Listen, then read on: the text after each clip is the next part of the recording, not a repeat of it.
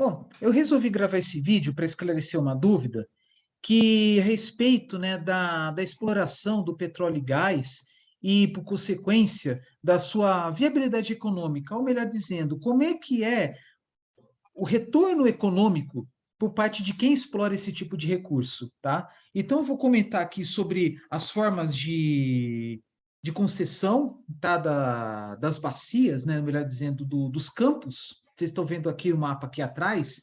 Ele é composto aí pela bacia de Campos, bacia de Santos, tá? Daqui a pouco eu mostro de novo essa figura, né, apenas para ilustrar aqui o vídeo. E, bom, primeiramente, né, a forma de exploração de petróleo e gás, ele pode servir também para outros recursos minerais, né, mas aqui eu vou focar apenas em petróleo e gás. Então, eu vou compartilhar aqui com vocês uns slides, né, para enriquecer aí a apresentação. Mas antes disso, né, como tudo começa? Faz-se primeiramente, né, uma pesquisa preliminar, né, do local, tá? Sabe-se que por meio de algumas informações preliminares que determinados lugares pode ter potencial, né, de exploração de determinados recursos, né? Pode ser que no final das contas ele seja inviável economicamente, isso aí vai depender da tecnologia existente, do volume desse tipo de recurso, do seu grau de pureza e assim por diante. Assim, faz-se uma análise preliminar, né? No caso, há uma parte do petróleo e gás extraído no Brasil é no mar, né? Na plataforma continental, e faz uma análise da água, da fauna, da flora, das rochas superficiais, né? Estrutura geológica, e também, por que não, realizar, né, análises sísmicas, né? Para ter aí uma noção, né, de como é que é a estrutura no subsolo até uma determinada profundidade, usando sonares, né? Sonar é aquele equipamento que emite ondas e recebe essas ondas de volta aí com um comportamento diferente, né? Comprimento, frequência, velocidade, enfim, aí dá para ter uma noção aí do que pode se encontrar lá embaixo, ou melhor dizendo, no subsolo. E vamos lá. E a partir daí, né, a partir dos resultados, né, faz-se uma ideia, né, uma possibilidade, né, de encontrar determinados volumes de petróleo e gás, né, espalhados de uma forma heterogênea, né, a ponto de formatar, né, desenhar os diversos campos, né, com os diferentes formatos, né. Vocês podem ver aqui atrás, daqui a pouco eu mostro melhor, que a cada campo tem lá uma configuração, né, um desenho diferente dos seus polígonos, né? Que isso está condicionado aí a possíveis volumes de petróleo e gás distribuídos em diversos pontos, né? Então faz uma distribuição, né, meio que proporcional à quantidade. Então faz uma análise preliminar, né, e eleva-se estas informações à ANP, né, que é uma autarquia da Agência Nacional de Petróleo e Gás Natural e Combustíveis, né, que é uma autarquia do Ministério das Minas e Energia, que ele vai, no momento oportuno, abrir leilões. E quem está, no momento, né, disponível, né, participar desses leilões são quaisquer empresas, né, que mostram que são do ramo, que pode ser empresas tanto nacionais quanto estrangeiras, e empresas privadas, estatais, capital mista, né, no caso do petróleo, no caso da Petrobras, né? E aí o que vocês estão vendo aqui, né? Vocês estão vendo que só mostra o logo da Petrobras, né? Porque extrai esta figura, essa ilustração na página da Petrobras. Então, o que vocês podem ver? Primeiro, aqui abre-se os leilões, né? E as empresas que oferecem maiores valores adquirem aí os blocos exploratórios, e as empresas vencedoras fazem o estudo da bacia, né? Bacia, mas vamos falar melhor dizendo, estudo dos campos, né? Porque bacia é uma região bem grande, né? E dentro da bacia tem vários campos. E aí pode ter lá uma empresa explorando um campo, outra empresa explorando outro campo, mesmo que vizinhos, sendo da mesma bacia. E aí que vocês estão vendo aí, um navio sonda faz aí, por exemplo, a perfuração. Através da perfuração retira, né, se o material mineral, né, faz análise, estudo daquele material retirado, né, por meio da perfuração, e no caso aí obtendo-se o petróleo e gás, né, faz a sua contabilidade e vai prestar contas à ANP. Felizmente, no caso desde a descoberta do petróleo da camada pré-sal, em 100% dos casos onde houve perfurações, teve descoberta desses hidrocarbonetos. E a partir daí, a partir das características rochosas, de outros estudos feitos previamente, volume de petróleo e gás, faz o estudo de uma análise de viabilidade econômica e a partir daí faz uma análise das tecnologias a serem implantadas, né, no caso as plataformas, os poços, entre outras estruturas. Mas, junto com isso, né, é necessário destacar como é o faturamento das empresas. Porque até 2006, vamos dizer até 2005, né, até antes da descoberta do petróleo da camada pré-sal, só se falava, né, em um regime de contratação chamado regime de concessão, que nada mais é do que é um regime ao qual a empresa inicia-se a sua exploração, ele obtém o lucro, tá, da exploração do recurso, pagando, né, seus devidos impostos, royalties, o que seja. Tá? Então, era uma forma de exploração aí, a única até então, né? E por conta de questões, inclusive, políticas, devido aí ao potencial maior, né, desculpa, potencial maior não, mas ao potencial de jazidas maiores, de maiores volumes de petróleo e gás da camada pré-sal, então houve uma discussão, né, na gestão na época, né, no governo federal, de um outro regime, tá? Baseado em manifestações de ocorrido em outros países, né, que é o regime de partilha. Então, o regime de partilha foi criado sob um guarda-chuva de manifestações de cunho nacionalista para que, que os recursos fossem direcionados, fossem canalizados para o poder público. Porque até então, né, como vocês viram aí, concessão, né, como qualquer atividade econômica, sei lá, agricultura, comércio, serviços, indústria, o que seja, tá? Explora-se os recursos, né, a empresa obtém o lucro e paga seus impostos. Só que, claro, né, tinha que formar, né, os volumes extraídos, né, então até denúncias de fraudes, né, mas a questão da denúncia de fraudes ocorre em qualquer regime de contratação. Por que questão de fraude? É dizer que explorava 1.000, mas na verdade explorava 2.000. Não é um risco, né? Então, os contratos de partilha, né, eles surgiram na década de 60, tá, em países como a Indonésia, com o intuito, né, de, como disse, canalizar esses recursos para si, tá? Aquele negócio, né, quanto mais recursos, né, para o poder, para a sociedade, melhor. Só que, em compensação, o regime de partilha agindo desta forma, ele diminuiu o interesse por parte das empresas privadas, né, inclusive empresas internacionais, tá? Que, claro, né, que querem ter um risco menor, querem ter maiores lucros, então, com certeza, para as empresas exploradoras, né, o regime de concessão seria melhor. Ou até, inclusive, né, que eu vou falar daqui a pouco, do regime de cessão onerosa. Então, na época, lá em 2006, né, onde houve a descoberta do petróleo da camada pré-sal, então houve uma discussão acerca da forma, como seria contratado, né, como seria nesse regime de contratação, e foi criado aí, no Brasil, pelo menos, o regime de partilha.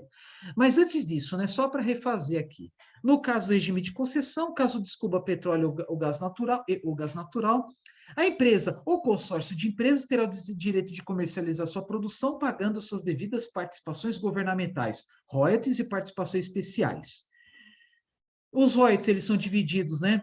Uma parte vai para o governo federal, uma parte para o governo do estado, onde em frente, né, onde está a bacia, a bacia explorada, e também ao município, né, ao qual está em frente a essa bacia. Então, por exemplo, na bacia de Campos, cidades como Campos dos Goytacazes, melhor dizendo, o município de Campos dos Goytacazes, que tem um litoral extenso, né, certamente recebe aí uma parcela significativa desses royalties. O município do Rio de Janeiro, mesma coisa, né, porque ambos têm um litoral bastante extenso. Tá? Isto é, está condicionado o quê? Ao volume extraído do petróleo e gás e também à extensão do litoral e também está condicionado à cotação desses hidrocarbonetos no mercado mundial. Com o regime de partilha, a produção é dividida entre a empresa ou consórcio, né, de empresas e a União, descontados os custos de operação. Então, visando aí, né, uma captação maior do faturamento, né, para o poder público, né, sob que argumento? Que a descoberta do petróleo da camada pré-sal foi justamente graças à Petrobras. tá? Só que para isso foi necessário o aporte de recursos, né? Até teve votação no Congresso Nacional para que houvesse aí aporte de recursos para a exploração do petróleo da camada pré-sal, visto que o investimento seria muito grande, porque são necessárias novas tecnologias de perfuração, plataforma, etc., né? E houve uma necessidade de investimento até muito maior do que o que foi detectado, né?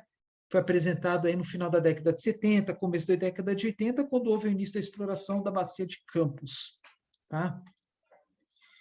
Então é isso. Então aí o regime de partilha, né, como eu falei para vocês, ele necessitou, né, de um aporte em forma de imposto, oriundo dos impostos, tá? Para investimento por parte da Petrobras. Inclusive foi criada, né, uma estatal apenas para canalizar os recursos, né, o lucro obtido com a exploração do petróleo da camada pré-sal, né? Não poderia ser a Petrobras, tá? E aí o tempo foi passando, né, até chegar lá para os anos posteriores, né, no caso 2009, 2010, foi criado o que é chamado de cessão onerosa, isto é, um terceiro regime de contratação. O que seria a cessão onerosa? É nada mais do que uma cessão feita pela União à Petrobras no direito de explorar um total de 5 bilhões de barris do chamado petróleo equivalente, que envolve óleo e gás natural dentro da área do pré-sal na costa brasileira. Tá? Então, quando foi criado, estabelecido a cessão onerosa, de certa forma também pressão, né, de políticos, especialmente da oposição, tá?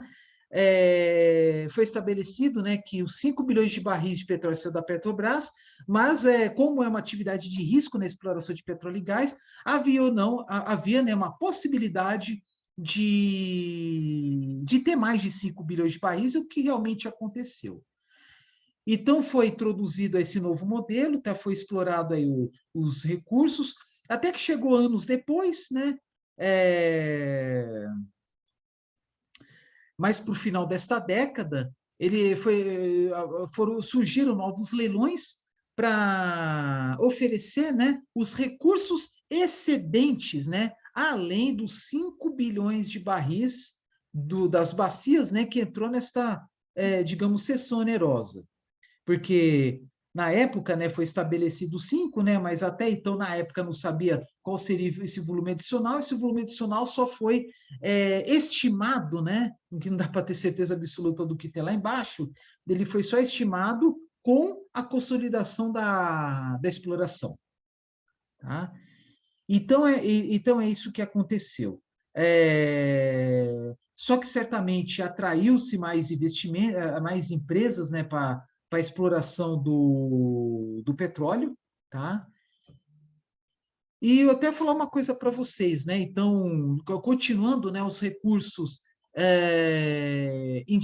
para, né, uma empresa estatal, né, que foi criada apenas para isso, né, para receber os recursos do petróleo da camada pré-sal. Bom, eu estou gravando esse vídeo em 2022, sabe-se que no momento mais de 70% do petróleo extraído no Brasil vem exatamente do petróleo da camada pré-sal, né, atestando o seu sucesso. Então, no começo alegou, né, que havia uma necessidade muito grande de investimentos, né, para a exploração deste, e as sondas, né, as sondas perfuraram, né, vários poços, e todos esses poços eles conseguiram extrair aí o mínimo de petróleo e gás, né, como eu falei anteriormente. Por que o risco maior em investimentos em petróleo da camada pré-sal? Porque fala-se em perfurar, né? O poço está localizado, né? Todos os seus equipamentos, né? A árvore de Natal molhada, enfim, há uma profundidade que supera facilmente os 1.000 metros. Então, a pressão hidrostática é altíssima. Fora, pelo menos, mais 2.000 metros para baixo. Então, fala-se até mesmo exploração de petróleo a 7.000 metros de distância da linha d'água. Tá? É bastante coisa. Então, houve investimento, né? Primeiro, a broca perfurando aquele trecho de solo, de subsolo. Ao chegar no sal, né, na camada de sal, como o sal é uma estrutura mais, digamos, plástica. Então, havia o risco, por exemplo, né, de se perder a broca lá dentro, que à medida que vai perfurando a camada de sal, ele tende a se retornar à sua condição original. Então, tornou-se necessário o uso de brocas específicas, até mesmo a selagem, né, com a aplicação de tubulações para segurar, formar, né, uma parede maciça, né, para estabilizar o sal. Tá? E logo depois disso, né, fazer aí colocar outro tipo de broca, né, para perfurar, para retirar mais rochas até chegar à região aí de rochas porosas, trincadas, enfim, né, onde há uma abundância de petróleo e gás. Sabe-se também que ainda apenas uma pequena parte do gás extraído do petróleo da camada pré-sal é realmente utilizada nas plataformas, né? Porque toda plataforma de petróleo tem lá suas pequenas termoelétricas, né, para fornecer energia elétrica, calor, né, para os processos de extração e beneficiamento do petróleo e gás. Só que ainda não há investimentos, né, no escoamento do gás extraído. Então, ele é comprimido e retorna à jazida, né, garantido aí, promovendo o aumento da pressão da jazida e facilitando, por consequência, a extração do petróleo. Tá? Fala-se também, né, do maior teor de CO2 dessa mistura petróleo e gás, né? Então, há uma necessidade aí também, né, da separação tal, do CO2, compressão e reinjeção aí no subsolo, né? Fala-se muito da tecnologia da captura e armazenamento do carbono no subsolo, né? Em reservas profundas. Só que aí, não pensando apenas, né, na questão ambiental, mas também pensando na questão técnica, né, de facilitar, aumentar a pressão lá embaixo e facilitar a extração do petróleo. Porque a partir do momento que diminui a pressão lá no subsolo, nas jazidas, torna-se necessário consumir energia com bombeamento. Tá? Porque antes disso, né, ao explorar o petróleo, ele serve também para água de poços artesianos, né? A pressão lá embaixo é muito maior do que na pressão atmosférica, né? Porque lá é um ambiente selado, né? Tem rochas, né? Que selam, né? Que promovem, né, aumento da pressão nas jazidas, né? Associado a algumas tecnologias, né? Enhanced Oil Recovery, EOR, que permite aí um aumento da eficiência da extração do óleo, visto que há jazidas, né, que você consegue extrair apenas 10% do óleo, né, de uma forma, digamos, viável economicamente. Tá? Existe essa questão também. Vamos lá. Sabe-se, né, que o mercado de petróleo e gás é um mercado altamente volúvel, né? Então, busca-se, né, uma maior eficiência, diminuição dos custos, mas no momento de hoje, né, com o petróleo acima de $100 o barril, o custo de produção do petróleo da camada pré-sal, aí seguramente menos, pode ser que esteja enganado, tá? Menos de $20 o barril, então vocês imaginam aí o lucro que pode ter, né? Fora aí os royalties, os impostos arrecadados, enfim. Vamos lá. A iniciar a produção, a empresa passa a pagar royalties sobre a receita bruta da produção mensal no campo, sobre a qual incide a alíquota estabelecida em contrato. Nos regimes de concessão, cessão onerosa, a alíquota é de 10% e de partilha 15%. Tá? Nos casos de campos com grande volume de produção, há também o pagamento trimestral da participação especial, que possui alíquotas progressivas de acordo com a localização da lavra. Todo um arcabouço jurídico bem complexo, né, para buscar aí o máximo de rentabilidade por parte do poder público, sem prejudicar aí as empresas, né, que exploram, né, para não ter um desinteresse, digamos. Tá? Então, aqui, a bacia de Campos, né? Vocês estão vendo que está bem delimitado aqui com essa linha tracejada que sai aqui mesmo na região central do Rio de Janeiro, aí deve ser Arraial do Cabo, acho, Búzios, por ali. Então, dessa linha tracejada aqui para cima, bacia de Campos, para baixo, Santos até Santa Catarina. Tem algumas questões aí curiosas, né? Primeiro, como é que é a formatação da divisa dos estados? Não é uma coisa tão fácil, né? Porque presume-se, né, que você traça uma linha, digamos, normal ao litoral. Mas onde está essa normal? Às vezes pode estar mais para lá, mais para cá. Então, até hoje há uma discussão, brigas entre os estados, Porque à medida que se afasta-se do litoral, pode ter maiores discrepâncias, tá? E a mesma regra, né, se vale também para divisas de municípios. Então, você pega, por exemplo, o Rio de Janeiro, nessa região aqui que eu estou apontando, né, da Bacia de Santos, né, a maior parte da exploração está aí entre Paraty, né, que é a cidade fluminense na divisa com São Paulo, boa parte pega o litoral do município de Angra dos Reis, então imagina que Angra dos Reis, que é uma cidade de uns 140, 150 mil habitantes, recebe muitos royalties.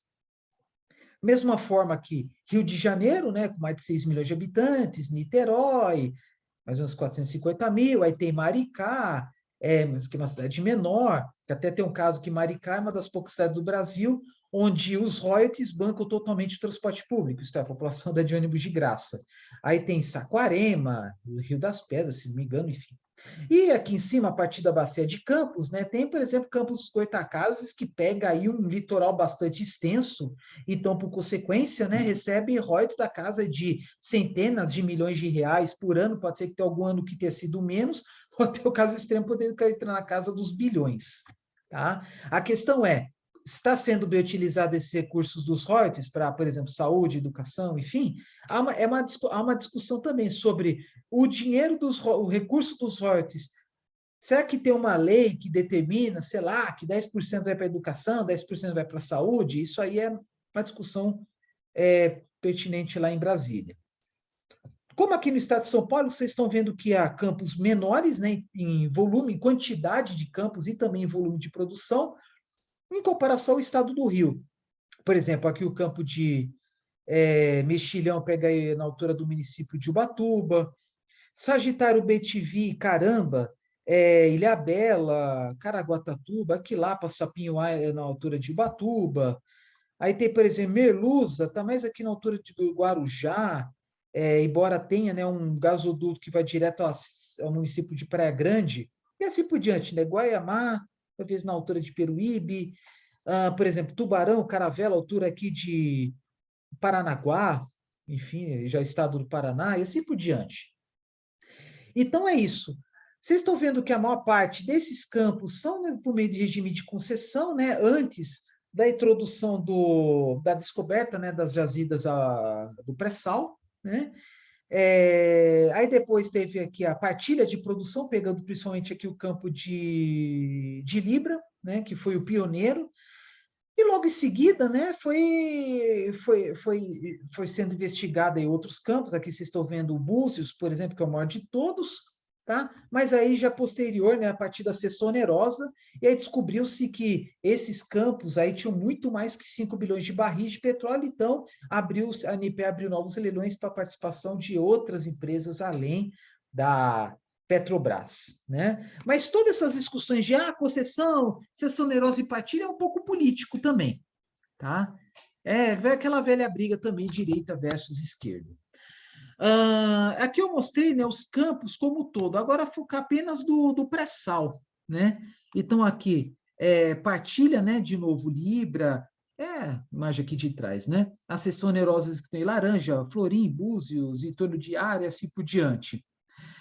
E não esquecendo, né, que é interessante, que é muito importante ter mais investimentos, né, em novos gasodutos, né, para escoar aquele gás que eu falei para vocês que não é aproveitado ainda. Não pode ser queimado, não pode ser jogado na atmosfera, tá, por questões de implicações ambientais. Olha só os excedentes de seção onerosa. De Búzios, por que está colocando entre um e outro e todos, né? Porque não há uma certeza absoluta, né? Não dá para ter 100% de certeza do volume disponível de petróleo e gás lá no subsolo. Então, coloca aí uma estimativa. É investimento de risco, como falei antes, né? Então, aqui o Búzios é o maior de todos, né? Olha só, podendo chegar até 10 bilhão de barris de petróleo equivalente, porque quando falo em volume, agora há pouco, né? Seção onerosa, 5 bilhões de barris, seção onerosa, 5 bilhões de barris de petróleo equivalente.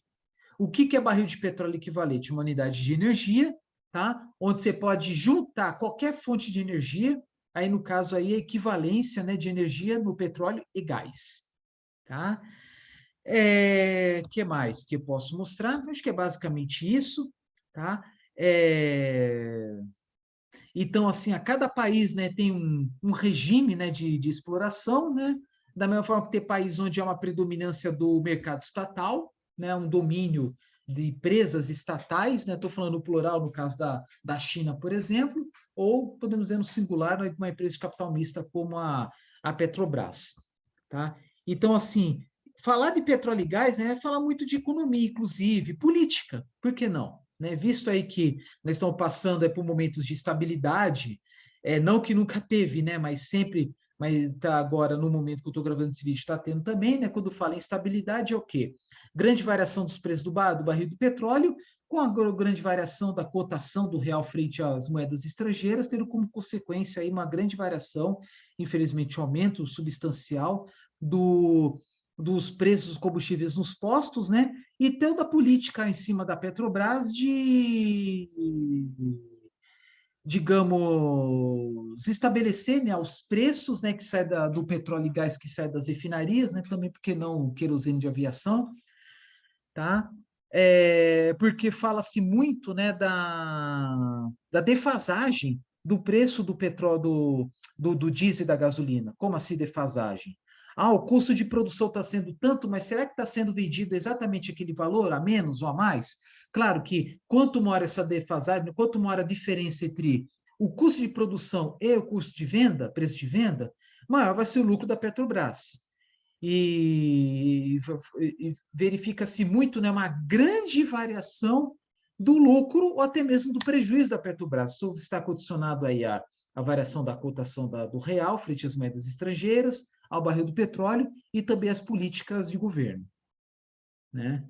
As políticas em cima da Petrobras. A Petrobras vai ser tratada puramente como uma empresa privada visando lucro ou vai ter um caráter social, né? Quando falo caráter social, né, tendo influência aí finalmente nos preços, né, dos combustíveis nos postos. Então, é isso que eu queria comentar com vocês, tá? Quando fala, né, de combustíveis fósseis, né, não é apenas falar sobre que são combustíveis fósseis, as características, mas também a questão, digamos, econômica, né? Para a gente compartilhar aqui. É isso aí, um grande abraço.